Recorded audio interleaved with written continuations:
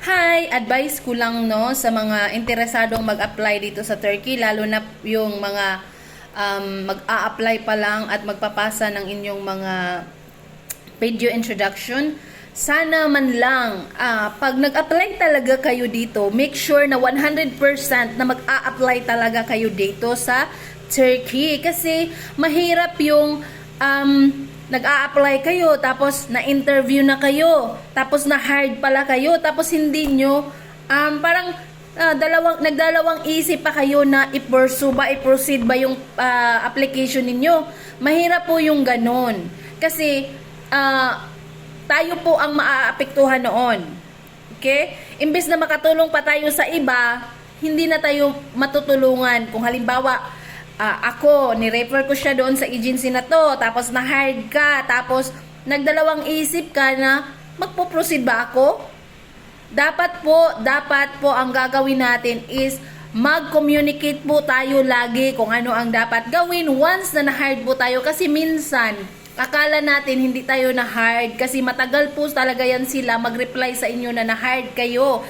At once na na-hired kayo, magsisend na yan sila agad-agad ng mga job order. At yon, kung ano yung mga requirements na dapat nyong sundin, ano na yan. Sana man lang magkaroon tayo ng 100% na mag-apply talaga dito sa Turkey, no? Hindi tayo magdalawang isip. Kasi mahirap po yun. Yung pag nagdalawang isip ka or hindi ka tutuloy na meron ka ng job order. So, ang mangyayari is mapi-feedback po yun sa akin. Kung sino man yung isusunod na tutulungan natin na magpasa ng video, hindi na tayo papansinin kasi sasabihin niya ng agency sa akin na yung mga binigay mo sa akin na aplikante dito, nagdalawang isip sila or hindi sila tumuloy. Paano pa yung iba? So mawawalan tayo ng trust. Mawalan sila ng tiwala sa atin, no? Para hindi sila magkaroon ng tiwala sa atin, dapat buo ang ating loob na mag-apply talaga tayo para dito sa Turkey. Hindi tayo na, bahala na yung ganun, ganun.